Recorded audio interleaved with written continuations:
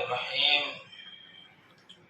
عن أبي أيوب رضي الله عنه أن رسول الله صلى الله عليه وسلم قال: من صام رمضان ثم أتبعه ستا من شوال كان كصيام الدهر.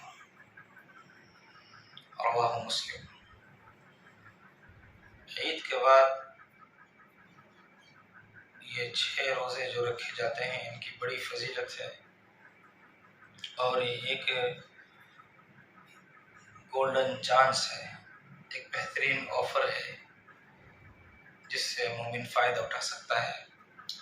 اور وہ یہ کہ حدیث پاک میں جو بھی آپ کے سامنے حدیث پاک پڑھی گئی، اس میں سرکار دو عالم جناب حضرت محمد رسول اللہ صلی اللہ علیہ وسلم کا مبارک ارشاد ہے کہ جس شخص نے رمضان کے روزے رکھے اور اس کے بعد شوال میں 6 روزے رکھے، فضیلت کے اعتبار سے ایسا ہے، اجر کے اعتبار سے، ثواب کے اعتبار سے ایسا ہے جیسے پورے سال روزے رکھے ہوں۔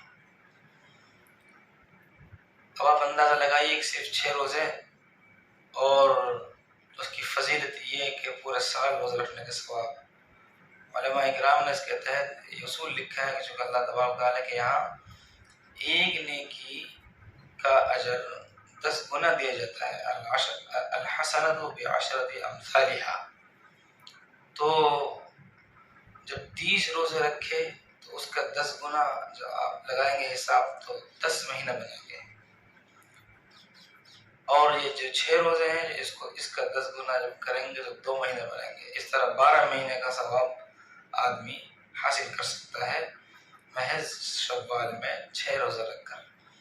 یہ مسلم شریف کی روایت ہے۔ اس کے علاوہ ابو داؤد، ترمذی وغیرہ میں اور بھی روایات اس معنی کی ہیں، اس لیے اس موقع سے فائدہ اٹھانے والے باتوفیق حضرات اٹھاتے ہیں، ہم بھی فائدہ اٹھانے کی کوشش کریں اور شوال کے مہینے میں 6 روزے رکھنے کی کوشش کریں۔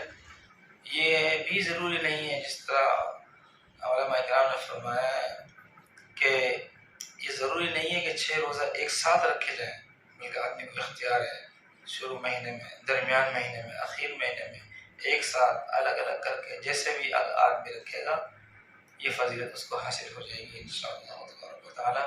اللہ تعالی ہمیں عمل کی توفیق عطا فرمائے۔ وصلی اللہ وسلم وبارک علی سیدنا محمد وعلی آلہ وصحبہ وسلم۔